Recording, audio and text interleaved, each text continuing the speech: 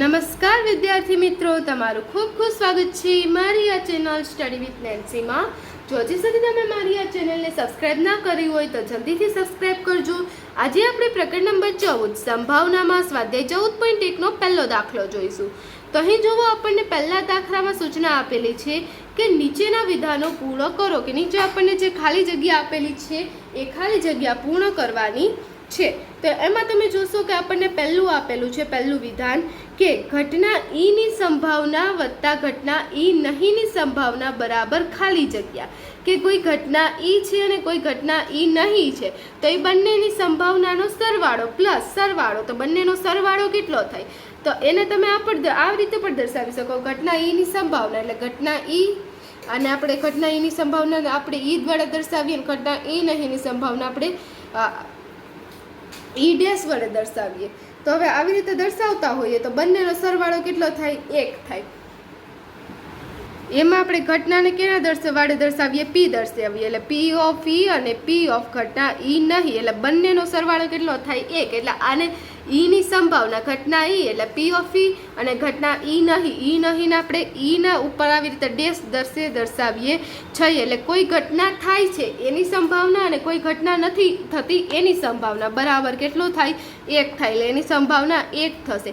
કોઈ પણ વસ્તુ હોય કે ગાડી, કોઈ ગાડી હોય એની શરૂ થાય એની સંભાવના કેટલી હોય? 0.10 હોય તો શરૂ ન થાય એની સંભાવના 0.90 થાય. એટલે એની શું થાય? ઊંધી થાય. એના કરતાં 1 માંથી આપણી બાદ કરી દઈએ, બંનેનો સરવાળો હંમેશા કેટલો થાય? 1 જ થાય.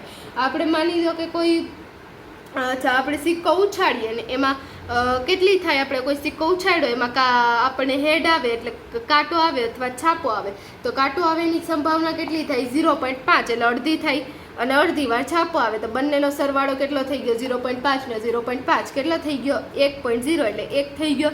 એટલે કોઈ પણ આપણે ઘટના લઈએ એનું ઘટના થાય અને ઘટના ન થાય, કાંટો આવે અથવા તો કાંટો ન આવે, બંનેની સંભાવનાનો સરવાળો કરીએ એટલે કેટલો મળશે? 1 મળશે. તો એમાં કેટલો આપણો 1 જવાબ આવી જશે. પણ બીજી ખાલી જગ્યા આપેલી છે કે ઉદ્ભવી ન શકે તેવી ઘટનાની સંભાવના ખાલી જગ્યા છે. આવી ઘટનાને ખાલી જગ્યા કહે છે કે જે ઘટના ઉદ્ભવી નથી શકતી, એટલે ઉદ્ભવી ન શકે. કે સૂર્ય પશ્ચિમ દિશામાં ઉગે તો ઉગે કોઈ દી ન ઉગે, એટલે એની સંભાવના આપણે 0 કહીએ. કે જે કોઈ ઘટના શક્ય નથી તેને આપણે શું કહીએ? એની સંભાવના 0 કહીએ. અને ઘટનાને આપણે કેવી ઘટના કહીએ? અશક્ય ઘટના કહીશું. અહીંયા લખું છું કે અશક્ય ઘટના. તેવી ઘટનાને અશક્ય ઘટના કહે છે. કે જે ઘટના ક્યારેય બનવી સંભવ જ નથી એને આપણે શું કહીશું? અશક્ય ઘટના કહીશું.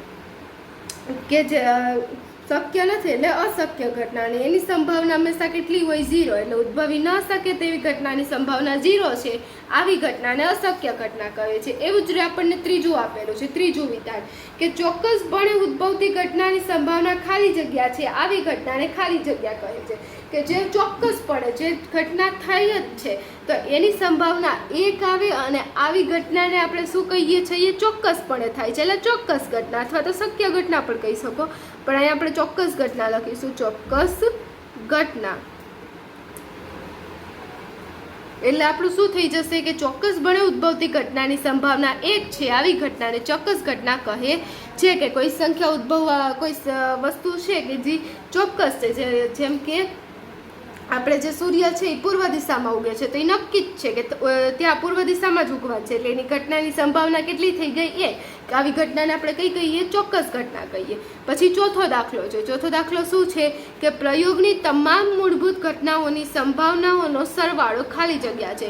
એટલે કોઈ પણ પ્રયોગ હોય એમાં આપણે જેટલી ઘટના મળે બધી જ ઘટનાઓનો સરવાળો કરીએ એટલે કેટલો મળે? આપણને 1 મળે. તમે કોઈ પણ પ્રયોગ હોય એમાં ગમે એટલી સંભાવના મળતી હોય, 2, 3, 4, 5, 6 ગમે એટલી સંભાવના મળે, પણ બધી જ સંભાવનાનો આપણે છેલ્લે સરવાળો કરીએ એટલે કેટલી મળે? સંભાવના 1 મળે. જેવી રીતે આપણે આગળ સૂર્ય ઉગવાની ઘટનાની સંભાવના કરી કે પૂર્વ દિશામાં ઉગે તો એની સંભાવના 1, અને પશ્ચિમ દિશામાં ઉગે એની સંભાવના 0. તો 2 સંભાવના થઈ, બંનેનો સરવાળો કેટલો થયો? 1 જ થયો. એટલે મૂળભૂત ઘટના છે એની સંભાવનાનો સરવાળો કેટલો થાય? 1 થાય. હવે એના પછી પાંચમું આપેલું છે કે ઘટનાની સંભાવના ખાલી જગ્યાથી મોટી અથવા તેના જેટલી અને ખાલી જગ્યાથી નાની અથવા તો તેના જેટલી હોય છે. એટલે 0 થી મોટી હોય અથવા તો 0 જેટલી હોય, 0 પણ હોય સંભાવના, અને 1 થી નાની હોય અથવા તો 1 જેટલી હોય, 0 હોય અથવા તો 0 થી મોટી હોય અથવા તો 1 હોય કે 1 થી નાની હોય. એટલે આવી રીતે તમે દર્શાવી શકો. MCQમાં વારંવાર પરીક્ષામાં પૂછાતું હોય છે કે 0 અથવા તો એનાથી 0 અથવા તો એનાથી મોટું, એટલે એ P of E આવે આપણને, sorry P of A. P of A ઘટના મળે અને 1 અથવા તો 1 થી નાની. એટલે આપણે આ રીતે દર્શાવવાનું હોય છે, પરીક્ષામાં પૂછાતું હોય છે. તમારે આ વસ્તુ ધ્યાન રાખવાની છે કે આપણે કોઈ પણ ઘટનાની સંભાવના હોય એ 0 મળે અથવા તો 0 થી મોટી મળે, 1 મળે અથવા 1 કરતાં નાની મળે. તો આપણે જોવો અહીંયા જો પ્રશ્ન નંબર 1 હતો, એ પ્રશ્ન નંબર 1 પૂર્ણ થાય છે. જો તમને વિડીયો પસંદ આવ્યો હોય તો લાઈક શેર સબસ્ક્રાઈબ કરજો. જો હજી સુધી તમે મારી આ ચેનલને સબસ્ક્રાઈબ ના કરી હોય તો જલ્દીથી સબસ્ક્રાઈબ કરજો, જેથી તમને મારા બધા જ વિડીયો સૌની પહેલાં મળી રહે. Thanks for watching.